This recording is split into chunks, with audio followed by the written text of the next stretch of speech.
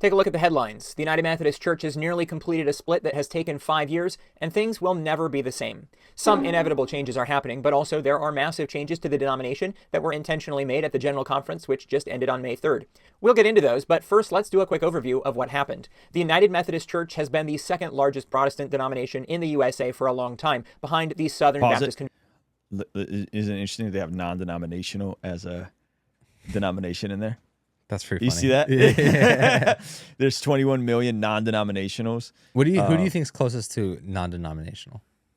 Like, is there? I mean, what the heck is a Muslim estimate? Oh, this is religion census. I was like, what? What? Huh? Huh? Okay. What is the closest out of denominations listed that's non-denominational? Is that what you're asking me? Yeah, there's definitely churches that swim in like Assemblies of God that would be non-denominational for sure. There's all kinds of churches. I mean, non-denominational could be everything from a Southern Baptist that don't want to be Baptist no more to Pentecostals, Pentecostals that don't want to be Baptist no more. That don't want to be Pentecostal no more. However, unlike the SBC, which is nearly entirely a United States denomination, the UMC is international, and so historically, the United States congregations weren't entirely self-determining, as delegates from Africa, Asia, and Europe, among others, could also influence the denomination's policies. The split of the denomination has been widely reported on during the past 5 years, and the issue at the forefront is sexuality. Every 4 years, the denomination holds a general conference, and in 2016, the issue of sexuality was tabled, pushed off to the future. An article published by Religion They just kicked the bucket down. They're like, we're going to deal with this later. and then the pandemic happened. Too many headlines. Go ahead. Service was foreboding. Why United Methodist chaos on sexuality issues will continue. Well, continue it did, and in a nearly unprecedented move, instead of waiting 4 years to deal with the matter, a special general conference was called for 2019. Only once in the history of the United Methodist Church has a special general conference been called, back in 1970, to tie up loose ends on the merger of the Methodist Church with the Evangelical United Brethren. The 2019 special conference took place, and one of the firebrand issues was what to do with the wording in the UMC's Book of Discipline, which said, the practice of homosexuality is incompatible with Christian teaching. It's pretty based. It's there. It's there. We're not changing on it. And so you got one of the longest denominations, the third biggest or second biggest Protestant denomination, now pushing to change this. And so these folks preemptively bounced. Yeah. Go ahead. The decision was made by 53% to 47%, and the result was to keep the wording. Another key thing that happened at the special conference was a path for churches to leave the UMC. Right. The United Methodist Church holds the right to church property, and bishops can also appoint and move ministers. That is to say, under typical conditions, a congregation can't decide they want to leave. Sure, people can get up from the pews and go somewhere else, but the church's property and finances belong to the UMC. But the 2019 General Conference made a way for churches to leave. Since the decision was to keep the denomination's stance opposing the practice of homosexuality, initially it seemed that the more liberal churches would be the ones who would exit. However, in reality, a movement of traditionalist churches formed that decided they would leave. Some reasons for this included that how the denomination's policies were enforced depended upon the bishop and the particular annual conference a congregation was under. In many conferences, churches that were openly affirming of the practice of homosexuality were not being disciplined, and ministers and bishops themselves in homosexual relationships were being permitted. Additionally, you got it in your own bylaws. Yeah. It's right there. It is incompatible with Christian practice. Take it out. Right? You got it right there. And they just let dudes, and I'm assuming women who were practicing same-sex lifestyle, remain in leadership and remain in these communities. Yeah. You're not enforcing the rules. Not enforcing their own rules. It's a speed limit. Yeah, seriously. Acting like it's a speed limit. Like it's not that big of a deal. And so these churches bounced. The group of churches bounced. You would think that the liberal church would have bounced. Nope. The conservative. Now, there's a plot twist to all this that he's going to get to in a moment that I think beautifully sums this up in the poetic nature of this whole story. Go ahead. The traditionalist congregations often believed that this matter would never go away until the denomination changed. Every general conference would be another fight. And instead of focusing on ministry, the issue of sexuality would divide the denomination year after year. So they left. The deadline to leave under the special provision granted by the 2019 special conference was December 31st, 2023, and 1/4 of the United States congregations went through the process and officially exited the UMC. There were over 30,500 congregations before the split. Over 7,600 left, and now there's just short of 22,000. The percentage of people leaving the UMC over this issue is at least twice as large as similar exits from other mainline Protestant denominations over sexuality, such as the Evangelical Lutheran Church in America and Presbyterian Church USA. The majority of churches leaving joined a newly created denomination, the Global Methodist Church, which in January 2024 claimed 4,336 congregations.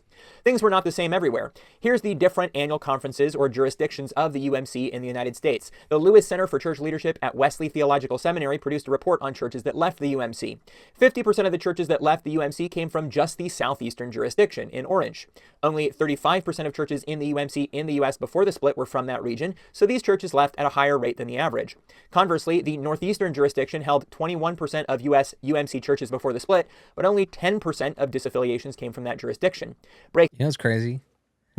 If you are a Christian and you're part of this sub-Christian group, like you're even more niche Christian, and then you're like really into the group, you have like a whole explainer video breaking down analytics and almost like world affairs version of this one denomination. And think about how niche this is. People that like regulars don't know about this. Like non-Christians are just like, I don't know what this is. And we got like, they're leaving at a higher rate than this rate. This region is, it's like, whoa, that's crazy. Right. Again, there's a plot twist to all of this. Okay. That's beautifully poetic.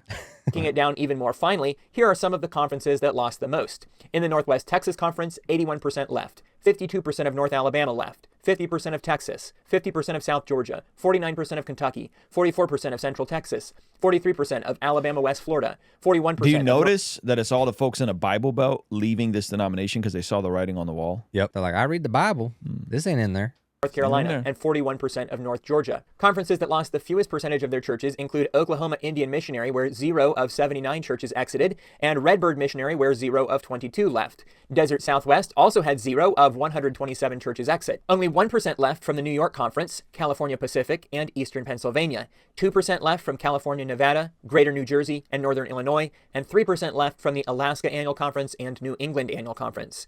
So the division of the UMC seems mostly over, though it's not entirely over, as I'll discuss in a moment, but let's turn first to what is happening in the UMC now that so many of the traditionalist churches have exited. April 23rd through May 3rd of 2024 was the latest General Conference. This was technically General Conference 2020, which was postponed multiple times due to COVID-19. On the day before the conference began, Reverend Daryl Stevens wrote on the United Methodist Insight blog, "Prayers on the eve of the end of the UMC."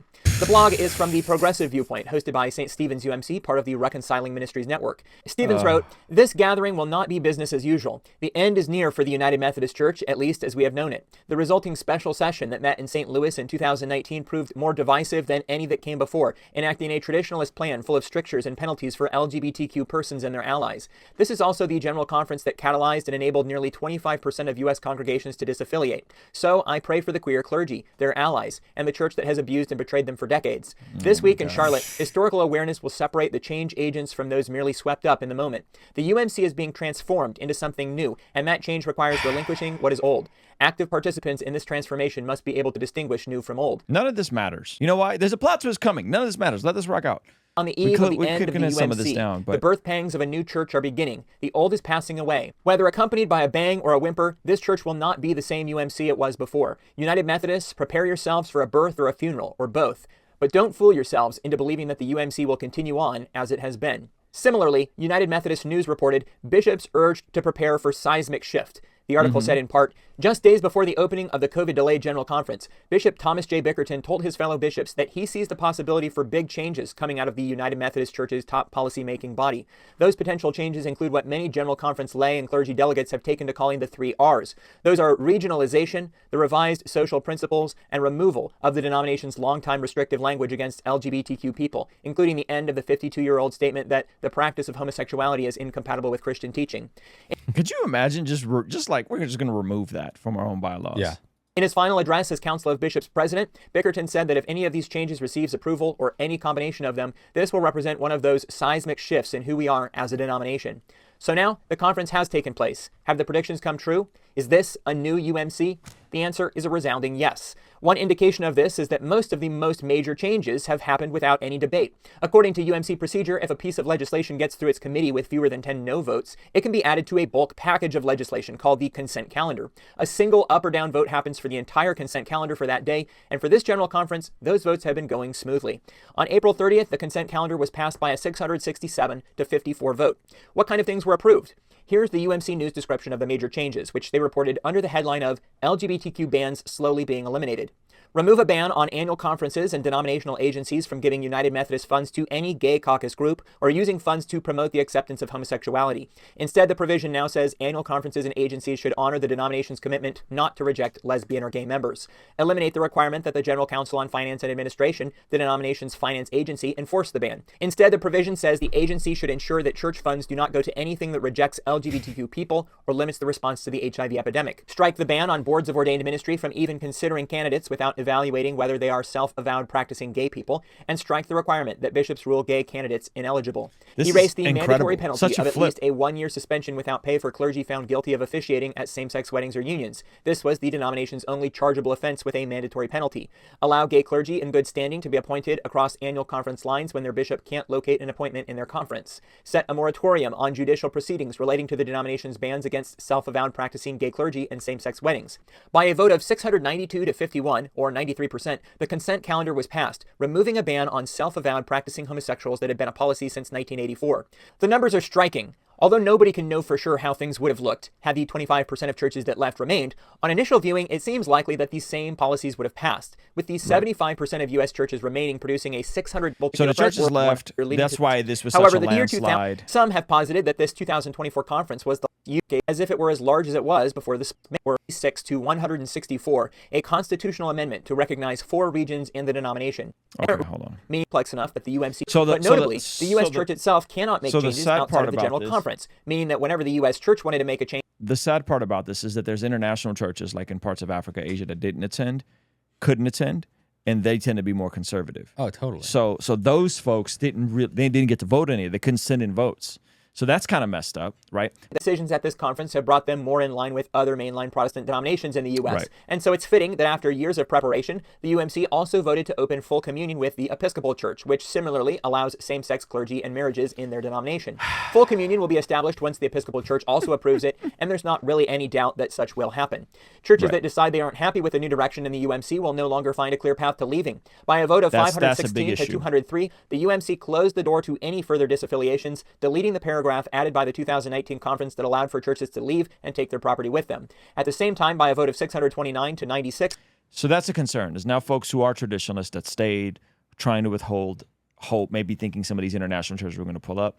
Now they don't know. They're in limbo, right? Yeah. But I mean, like, what are you going to do? Just like disobey God's word so you can keep property? Yuck. They added a reaffiliation policy to make it easy for churches which left to come back.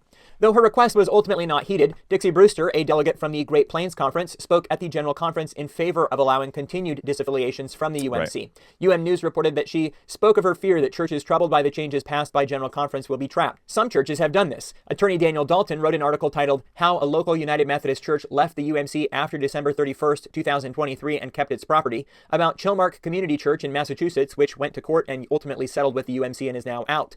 Also on the topic of churches which remained in the UMC, as I mentioned, the denomination was declining in membership rapidly before the split, and even now with disaffiliation passed, many UMC churches are closing down. And that's the poetic twist in all this. This is a dying denomination. And just in general. This is a dying denomination. So you can have all the, we're going to give money to these people and advocate for this, and we're going to be equal and all this stuff. You could do all this stuff, but your church is dying. Newsflash. Those people don't want to go to church. Those folks don't want to go to church. They don't care. They're like, oh, it's cool that you have gay clergy. Right. I'm not going. Right. So all this news celebration and all this stuff is just a big, because a lot of these churches are already shutting their doors. Before the split, and even now with disaffiliation passed, many UMC churches are closing down. March 24th was the last service for Paces Ferry UMC in Atlanta, Georgia, founded in 1877. March 24th was also the last service for Essex UMC in Essex, Illinois. Central United Methodist Church in Phoenix, the oldest Protestant church in the city, voted to close on April 21st. Floral Heights United Methodist Church in Wichita Falls, Texas, held its last service on April 28th. First United Methodist. And how are those determined? Like, if there's 5 people left in the congregation, they're like, like, I kind of want to go. Yeah, the buildings are paid for. Yeah. You have no real overhead. They're just bored. So you can't even maintain whatever the pastor probably lives on site. They have these parsonage. So you can't even maintain basic electricity and whatever food they need to eat. Just keep your doors open. And so do they sell these properties when they close? Oh, yeah. I mean, some of these properties will probably get scooped up by BlackRock. Protestant churches, but others will. No, that's the sad part, is a lot of other properties will get bought up and demolished. So these 150-year-old churches will get completely demolished and turned into condos that are owned by BlackRock, or turned into apartment buildings that will get owned by BlackRock. Darkness. Methodist Church in North Attleboro, Massachusetts will have its last service on Sunday, May 19, and Grace United Methodist Church in Newcastle, Pennsylvania will close on June 2nd. At the end of the school year, UMC-affiliated Birmingham Southern College will close. It has been in operation for 168 years. With all of the exits, it's unsurprising that the General Conference also voted to decrease the UMC budget by 43%. But being in or being out of the UMC There's no one there. There's no one there. We can turn off the back half of the lights in the auditorium. Hey, we got to conserve energy.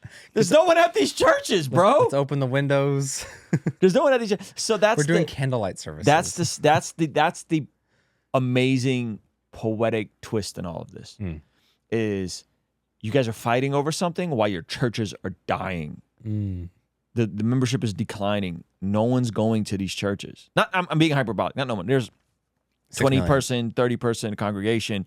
Yeah, 6 million spread across how many churches? Thousands and thousands of churches, right? So when you break it down, that's less views than we get in a month, baby.